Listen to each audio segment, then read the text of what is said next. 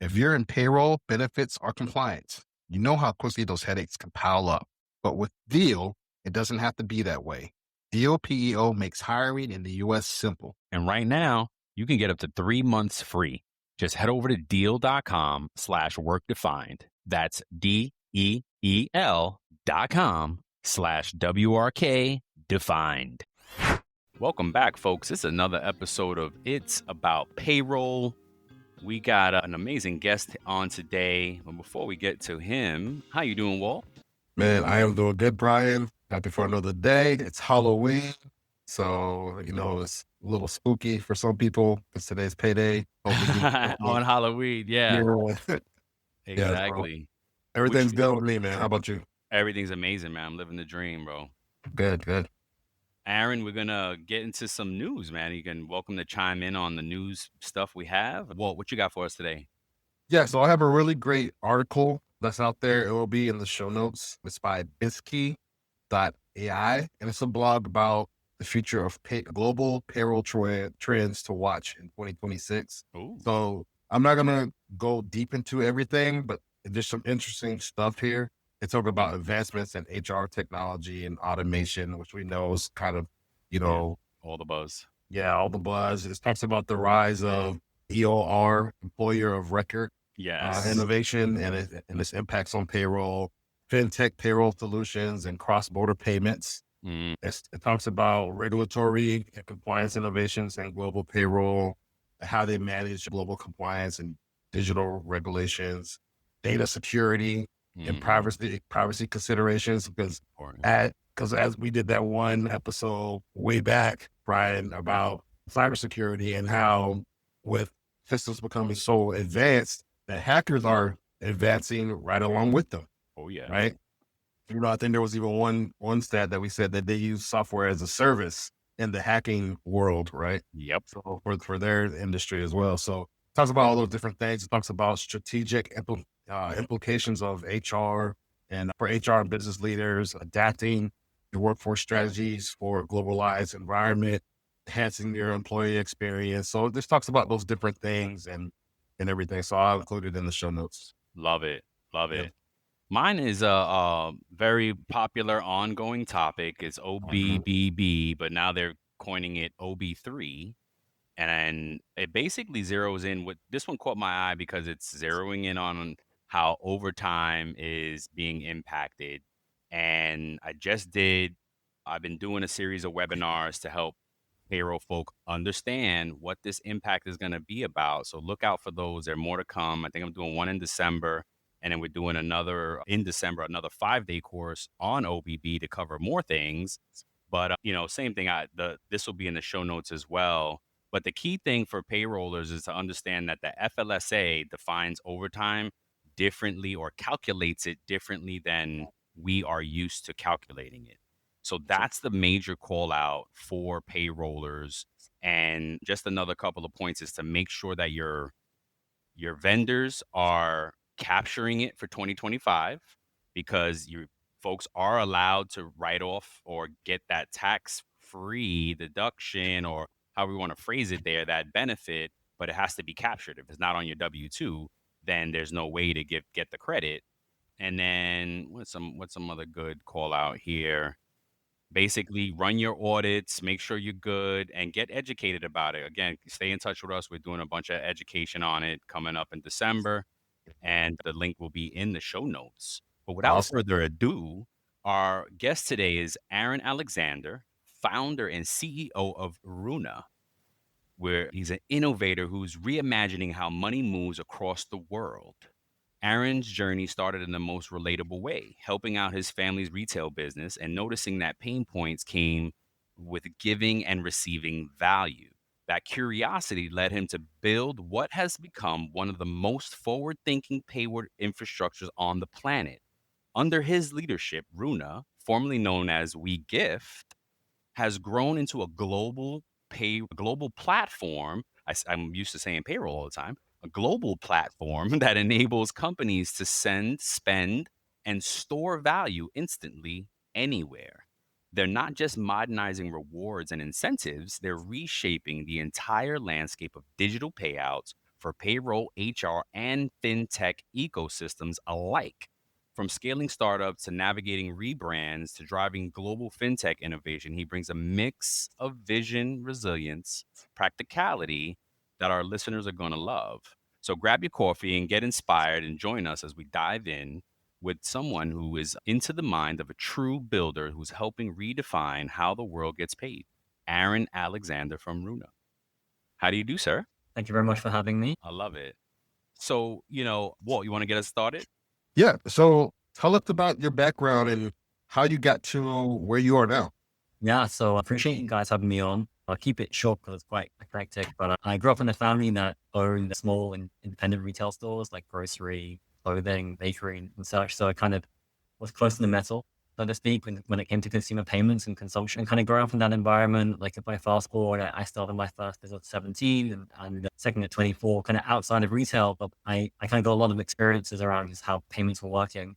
And one day I actually received a refund in the mail in the form of like a £5, like $5 paper voucher. And I thought this is a really interesting way of moving money to someone. Why would you bother to pick, pack, and ship something that's such low value? And it opened my eyes up to this whole world where you can move money outside of traditional banking and card networks with no bank account required. The economics are really different. You can drive more like engagement and loyalty. And so when you kind of apply that to payments, well, that actually is a really interesting intersection here between moving money around outside the banking rails and creating a different consumer or recipient experience, which I think is like one of the next opportunities for payroll.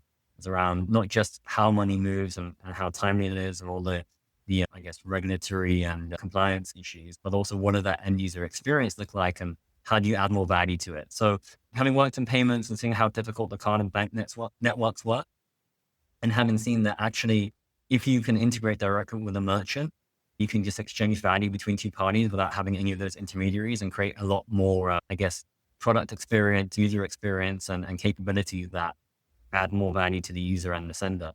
So that's how Runa was born. We've integrated into about 5,000 merchants now, all the big box retailers like Home Depot, Starbucks, Amazon. You can send money on Runa instantly and then spend that with any of those 5,000 merchants or our network directly with them. And you can also move money onto a prepaid card or into a bank account. And it's all on a kind of really cool user experience that you can control and fit all kind of other messages and services to build that relationship with the people that you serve. Awesome. Amazing. So you gave us a little bit about Runa, but you mentioned that it was much more. Can you tell us what Runa is in its entirety? Yes, we built our own payments network and infrastructure to move money around, wholly independently of banks and card networks. So you can load money onto Runa and you can send money to anyone, anywhere instantly, in any currency. And we have over 50 on the platform that regularly used. Wow. And then you can spend that money immediately online and in store at any participating Runa merchant. In addition to that, you don't have to spend it with a merchant. You can push that money onto a prepaid card. You can push that money into your bank account. It's basically a new way to send and spend digital value. And we're just continuing to add more and more options for the end user so that you as a sender, the entire experience is simplified. It's an API. You can send us a request and then we push that value to the user. They get a wallet that they receive the money in. It's all virtual and they can spend that money, as I said, immediately on any of our rails. So people use us a lot for incentives and rewards, points cash out, but also money movement transfer. If they need to pay gig economy workers or payroll and such, you can just plug us in and send us a request and the money will move immediately. This episode is brought to you by Nespresso. Gift magical mornings with Nespresso Virtuo Pop. Compact and stylish, Virtuo Pop is made to meet every morning coffee craving. From espresso to coffee, hot or iced, at the click of a button. And celebrate the season with Nespresso's limited edition coffee flavors. Sweet almond and hibiscus, cinnamon and candied tamarind, and festive double espresso. Magic in the making. Shop the holiday gift collection exclusively at Nespresso.com. Awesome. Amazing. I got a quick follow-up before you ask the next one, Walt. Okay. Is crypto included, and is there an app in the Apple Store? So this is B to B to C. So we kind of are not so we are for businesses, particularly like software platforms, building like payroll experiences or I love that experiences. And we're like a Stripe for business to consumer payments. I So love that. Okay, that's I how- get that. We use Stripe actually, so and we're going to circle back offline. We may want to talk about using you as well. That would be amazing. yeah, love to help. Yeah. Okay. Awesome. Cool. Sorry about that, Will. Oh, you're good. You're good. That was a great question. As far as independent workers are concerned, do they have different payment preferences that are starting to affect the work that they did? Yeah. So I think one of the key kind of elements for independent workers is speed of payment, first of all. So we did a large study earlier this year that found, I think, 72% of independent workers will consider reducing hours or even moving off a platform if the speed of payment doesn't meet their expectation. The other thing is, I think we're in quite a transformative moment when it comes to the globalization of the workforce and what we would call like the local language of money. So different workers in different geographies will have different needs. And to your question, or like preferences changing, $100 in the US has a different kind of value to it to $100 in Argentina or in Nigeria. And maybe in Argentina, you want it in a stable coin, to your question earlier. And maybe in Nigeria, you need an airtime credit because that's the local language of money. Those formats, those form factors are much more useful there. And so our job at Runa is to make all that transfer of value across these different rails instant and seamless and easy for everyone so that you can create a better experience for the people that you're sending money to. But yeah, we're definitely seeing like the rise of like variation of payout types and formats that recipients want to have access to. Wow. Wow. You mentioned something for Nigeria. What was that again? Just saying that in different markets, the kind of form factor that money takes is different. So in Africa in general, like there's a lot of airtime credit being used as a form of, Airtime credit? What is that? so with the old school popping up your mobile phone with minute, Yeah. that's how a lot of transactions are kind of facilitated in Africa. There's mobile wallets like M-Pesa, the airtime credit, I guess, money movement use cases. Wow. So, trying to get US dollars, I guess, off ramped into a local bank, like take Mexico, you might be waiting 4 hours to go get the cash out of the bank. Whereas, give someone a gift card to a local supermarket in Mexico, they can just go in and spend straight away. So gift cards are more useful in that market than say cash is for some reason, just because the bank. Wow. So the different markets have different limitations and therefore they kind of behave in different ways. So you're kind of looking to serve those as independent workers, as you were saying, in the way that suits them. And it might be a multitude of things, not just one thing. You might want to stick your money partly to a bank, partly to a fuel card, partly to a prepaid card, partly into stablecoin, depending where you are and what your needs are. We're definitely seeing that as the next opportunity when it comes to making payouts. You segued right into the next question wonderfully. What are the trends that you're seeing with payment preferences from businesses, or did you just cover them, or were any missed there? Yeah, I think when it comes to payroll in particular, I was thinking about this and this call. We're in kind of an experimental phase when it comes just to the whole like SaaS stack in enterprise. Mm-hmm. You mentioned AI earlier. I do agree with you, by the way, that the next big problem to solve will be the data issue. Or some point, an AI agent somewhere is going to make a big mistake, and then we're going to worry about into the information around it. But there's a lot of experimentation there, and therefore opportunity to kind of offer new products and services when it comes to the payment experience too. And so I think what we're seeing is an opportunity not just to transfer the value from the business to the recipient, the contractor, the employee, but how do you create an experience around that with other value-added products and services? So, we have a wallet capability.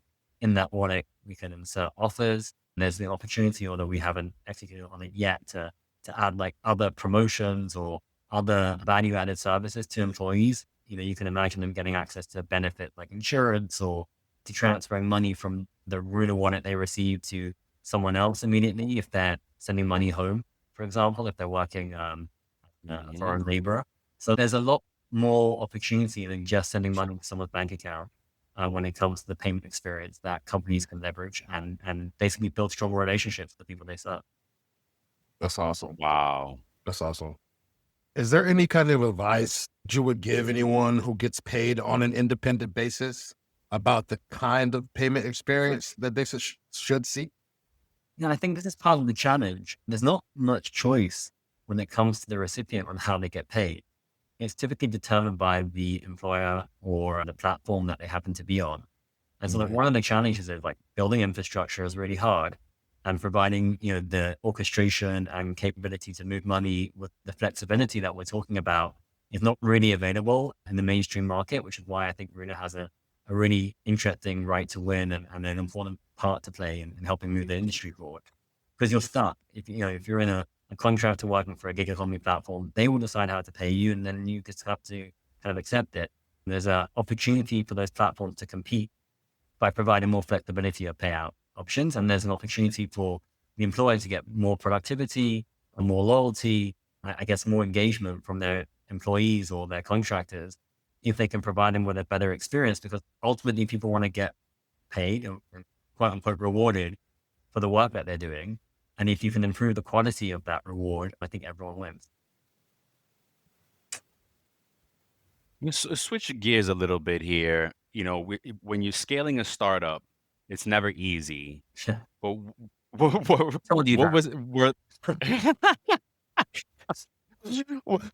were there any kind of near-death moments for Runa? And if so, how'd you get through them? What could we learn? What'd you learn from that? Yeah, I think definitely some hairy moments there. For me, like multiple times over the years, like early on trying to get funding in a market where, the UK at least was less fintech oriented than it is today. I think trying to build a three-sided business where we have merchants and customers and integrations to all manage is like a difficult slog. I think just for anyone, really, the things that to kind of take into consideration are you have to really be clear about why you're doing this, because it's going to get really difficult and you need something to hold on to when those moments come. Something to remind yourself, like, why am I going through all this pain? And for some people, it's a mission. For other people, it's the building experience. For other people, it's personal. I think finding your why is really important. Surrounding yourself with really good people, because, you want to go fast, you can go alone. You want to go far, you got to go together. And you're going to have moments where you don't have a solution or you just need the moral support. So trying to build a network around yourself, I think is pretty critical for those times. And then like fundamentally solving problems. If you are focused on solving people's problems and really listening to your customers in the market, things tend to work out. I think it's when you kind of lose focus or you think you can't dictate the market what the market needs. You kind of have to listen to what it needs and then try and solve it in the most novel way you can. So those would be the three kind of pillars that I would try and build the resilience on is your purpose, your people, and your product. Does it ever feel like you're a marketing professional just speaking into the void? But with LinkedIn ads, you can know you're reaching the right decision makers, a network of 130 million of them, in fact. You can even target buyers by job title, industry, company, seniority, skills, and did I say job title? See how you can avoid the void and reach the right buyers with LinkedIn ads. Spend $250 on your first campaign and get a free $250 credit for the next one. Get started at linkedin.com/campaign. Terms and conditions apply. Love it. Thank you. Awesome. Can you speak to what prompted the name change from WeGift to Runa? Yeah. Maybe what drove the rebranding, how it impacted your business and your team? Yeah, totally. Thank you for the opportunity, actually, because I wanted to pick up on that. The original insight was, again, like, how can you transfer money outside the card and banking networks in a way that's instant, countless, low cost, high data? And you think about what money really is. It's the exchange of value, because there's an agreement between two parties that value will equal some kind of product or service. So that agreement is really important. And if you can create an agreement with a merchant directly, you don't need the card and banking networks. Unfortunately, trying to start a new payment network from day one is pretty impossible. So we needed a way to work with merchants that allowed us to transfer value to an individual, and for that individual to be able to spend it and have that value accepted at that merchant. So gift cards were quite a novel way of doing that, because it was a real pain in the market. It was antiquated. There was no infrastructure actually in the industry at all. It was all run in spreadsheets and emails. So that was an interesting wedge for us. And obviously with customers buying gift cards and me having very little branding experience at the time, it felt like an SEO friendly, easy to understand name, WeGift. We're giving you the ability to send gift cards as a payment method. One of my big learnings is there's a lot in a name. And in terms of what it, the rebrand enabled us to do is every time we would tell our kind of story and our vision of why we exist to help transfer value to be instant and seamless and more economic and more rewarding, people get stuck on the gift card part. When we were able to explain that really all value is just a symbolic representation of an agreement. And, you can send any type of value to anyone, anywhere. It's all different symbols really that are just being moved around. And trying to encapsulate that idea in the name WeGift doesn't work, but in Runa it does, because if you think about runes are symbols and they're mysterious a little bit. I give you dollars and you give me crypto, and I give you pounds and you give me gift cards, and I give you euros and you give me stables. All that value should be seamless. It's all on the internet anyway. It's all zeros and ones. And so, a lot of what building a company is really good storytelling. And so we had to kind of help our game on that. It's been transformative. It's allowed us to hire in a way that we couldn't before. It's allowed us to have conversations and opportunities with customers that we couldn't before. It's just been going back to that purpose. It allowed us to clarify the purpose a lot more clearly. And that's been a massive driver of our acceleration of growth. Awesome. Amazing. I love it. You made me think of, it was a while ago, we were when crypto became the in the beginnings, and we were doing this show. I had asked a lawyer friend of mine, I said, can you pay people with crypto? Is that legal? And he's like, Brian, you could pay people with oranges if they accept it. They agree to it. Yeah. If they agree to it. And so when you said the agreement part, I was like, wait a minute. Oh my gosh. And I really love how, you're really innovating and paying attention, and the pivot. I love it. And you're building something global, high speed, embedded, flexible. How do you handle and think about the regulation, cross-border, operating in multiple jurisdictions? How do you handle all that? Yeah, it's complicated, and that's kind of our job to make that really simple for the user. And I think in terms of how we actually went about and executed on that, a lot of it comes by being thoughtful about the design of the business upfront. I think a lot of times you can run into trouble when you try to retrofit some new complexity into something that wasn't designed for that purpose. So we always had the global view very early on. We had multi-currency, multi-language pretty much in the first year. And then jurisdiction-wise, one of the other important parts of the gift card choice was that it's regulated, but very lightly, and in a way that is very easy to scale internationally. When it comes to other products, you then have to either work with partners or get your own licenses, which Runa is actually in the process of doing in some markets, be able to participate in the right way. And so you have to construct this quite complicated, rails and ecosystem or payment methods, and get regulatory wrappers or either partners or working locally. Having local entities is another big building block of that. So we have in Germany and India and the US and UK different entities to help us operate in those markets. So it's a lot of building, a lot of brute force. Once you have it designed right and you have the blueprint, putting the bricks together is just about sticking with it and doing that methodically and, iterating and learning as you go. But we've managed to build a really interesting network where you can fund and originate money. And I think it's about 32 currencies with Runa. And then you can push that money out into another 50 across 180 markets, depending on the product type, right? Not all products are in every market, but not every payment option is in every market with us. But we have a really extensive range, and it's a completely novel and new way of moving money around. You just virtually deposit money in one account, press a button, and it instantly appears in the email inbox or in-app or SMS of millions of people in real time, and they can immediately spend it with any partner on our network. Wow. That's amazing. Incredible. I think you've spoken about staying focused on your long-term vision. Have you turned down any acquisition offers in order to build something bigger?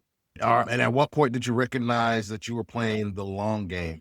Yeah, I think going back to that purpose thing, for me, it was very clear to me early on that I wanted to create the biggest impact I could. And I would define that by how far can I take this? And I might max out at some point and be this is too big for me, or I haven't got the experience, or I haven't got the talent to do this. But that drive meant that, we did have offers along the way at various stages. Most of them early on, where people could see actually we were going to transform a large part of the gift card market first and then payouts later. but I still think we have a lot of headroom to grow. I still think there's a lot of impact that we can continue to have.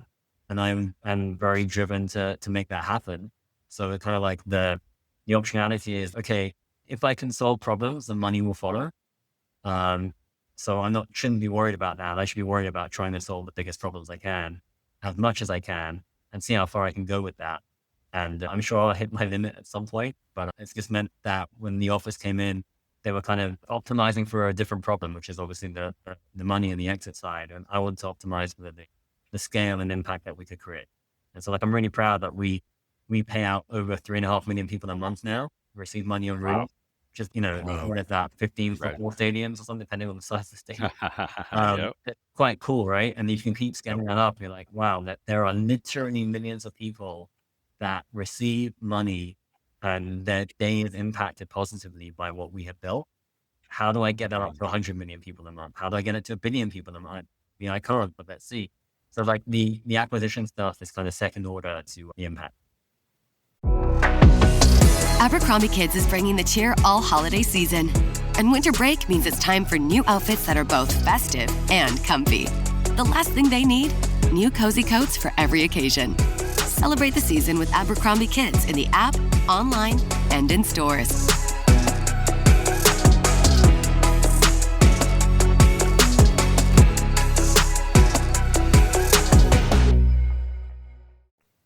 Amazing. I believe you can, man. You came this far. There's no limit for you, sir. I don't think you're gonna tap out at all. And congratulations. You should be proud of yourself, and it's quite the accomplishment. And is it true that you were a paratrooper Yes, way back in the when. military? Wow. I had a So journey. how does that help you or does it at all impact how you've grown and led your company? I think definitely like a lot of lessons there, depending on the stage of business, right? And scaling a company is quite similar in many ways to like, I guess, progressing in the military, or when you start a company and you start in the military, you're in a little platoon, right? And then you move up you grow the company a bit, and then you suddenly have multiple platoons. So kind of like, well, a military company and a business company and the kind of thing. Right. Or like your role as a CEO has to continue to grow. So like I've seen commanders of how they have to get promoted and then manage bigger and bigger organizations, and their role has to change. If you're a platoon commander, you're in the mud and someone's under fire and you're there literally helping them. When you're a company commander or a brigade commander, you have to be at the back and you're more orchestrating than, running up and down the hills. So like from the company growth perspective, the military is an interesting model of thinking about how you as a leader, from a platoon commander to a company commander to brigade commander and so on, changes completely. And then you have to delegate and you have to rely on those, the commanders below you in the chain of command to take care of the problems on the ground. Your roles change too. So that's a big learning. I think just the grit, determination, camaraderie, trying to replicate that in the business has been a big focus. In the military, you have very clear values. You know why you're there. That was a lot of energy and effort put in at Runa. We've had 4 well-articulated values that have been embedded for the last 7 years and haven't changed. Wow. Maybe they need to at some point, but so far they've served us pretty well. And so that kind of unity of purpose is another added, similarly or parallel between the two. So lots of lessons, grit, determination, team building, camaraderie, purpose, growing your kind of command structure, if you like. They're all relevant and helpful lessons that you can take into business. Amazing. Thank you for your service, by the way. Walt is also a veteran, and we thank you all for your service worldwide, for sure. Yep. Well, we want to take this last one before we get into this or that. Yeah. So, Aron, tell us what's next for you and for Runa. So we have a big focus now on expanding the people we serve from a vertical perspective. So we've added prepaid cards to our platform. So you can now use us to basically send your own single load or reloadable branded prepaid card. We have it in the US. The UK is about to come online in Europe. So you can basically use Runa to transfer value. And we think on prepaid cards opens up some new use cases around marketplaces and direct sellers and payroll opportunities, especially for gig workers. So that's really the main focus. We've also launched this year the ability to push money into a bank account. And so if you want to move money around on the kind of mainstream rails, that is your kind of infrastructure to make that happen. So anyone that's looking for kind of gig worker payouts or payroll payouts or marketplace payouts, that's our kind of big focus going forward. Is we built the technology, and now it's time to put it into people's hands. Amazing. We love it, man. Congratulations, man. It's, and this is one of the reasons why I like I was telling Brendan, your colleague, that we don't do pre-work, right? We don't do, some folks do like a pre-screening Right. on the, and I don't. I love being surprised in the moment and just natural reactions and wow, this is great. And really, I love it. I learned a lot here, and thank you for joining us. Before we let you go, we like to play something fun just to get to know folks beyond the business of it all. It's called This or That. You can pick one, pick both, neither. Doesn't matter. Just get you talking. And if any spurs any stories, feel free to share. I'll start it off, Will, and you finish it up. Okay. First one is pizza on the go or sit down, speak easy cocktail. Well, I'm in New Yorker now, so I guess pizza on the go has to be the Bagel, or so now, yeah. Oh no, this is both New York. So a bagel with lox in Brooklyn, or I'm gonna switch it up a little bit. A pastrami sandwich at Katz downtown. Is the pastrami sandwich at 2 a.m? Yeah, it's gotta be. There's no other way. And it's Katz pastrami sandwich. Yes, I love it. All right, so let's see. Last one for me is, oh my God, Miss Katz. Walk the High Line at sunset or ferry to Staten Island. High Line. I live right by the High Line. It's beautiful. Amazing. It's definitely one of the hidden gems of New York for sure. So, and anyone hasn't been up there, if you're a New Yorker or you're coming and visit to the city, maybe not in the winter so much, but summertime it's great. Yeah, no, not in the winter. Okay. So bangers and mash are fish and chips. Oh, neither, maybe. Just neither. Oh, okay. The fish and chips if I had to choose, but being from the UK, that's not the first time I'm being asked that question. Okay. All right. Arsenal or Chelsea? Oh, neither. I'm a Spurs man, so that's not gonna work for me. Okay. Yeah. Now we know who you like. Okay. And not the San Antonio one, in case people are getting confused about the basketball. And then lastly, the Beatles or One Direction. Oh, Beatles, classic. I can't say I'm much of a boy band fan. I mean, you would have thought so One Direction, right? But no. So I see you have a guitar back there. Do you play? Yeah. I used to play a lot. I'm trying to use my time to do 20 minutes a day kind of thing. Kind of get the fingers moving again. But I used to play a lot bass and electric and different time growing up. I had a lot more free time to do that than I do now. But I put it there so I don't have an excuse to say I forgot it. If I leave it in the cupboard somewhere, like I kind of holding myself to account by having it in the background. I can't put it there for show. I better use it. That's right. You gotta break it up a little bit, right? I mean, work hard, play hard. Yeah. Yep. Amazing, man. Again, congratulations. Wish you all the best. If there's anything you ever, you have a home here now. If you guys need to come back on, more than welcome. And how would people find Runa online? Runa.com. You can email me at Aron@Runa.io if you want to get in touch. And that's RUNA, right? RUNA.com? Yeah, that's right. Amazing. Yeah. Whoa, you want to leave us with a quote of the day? Yes. If you want to build something really innovative, prepare to be misunderstood. Oh, I like that. I second that. Yeah. Yep. I like that. Thank you for having me, guys. I appreciate it. Thank you for coming on. We really appreciate it. And thank you for listening, folks. Until the next time, we love you.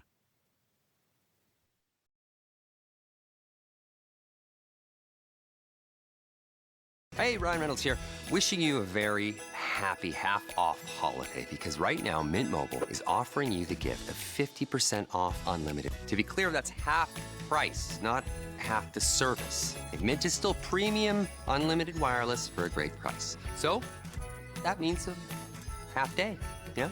Give it a try at mintmobile.com/switch. Upfront payment of $45 for 3-month plan, equivalent to $15 per month required. New customer offer for first 3 months only. Speed slow after 35 gigabytes if network's busy. Taxes and fees extra. See mintmobile.com.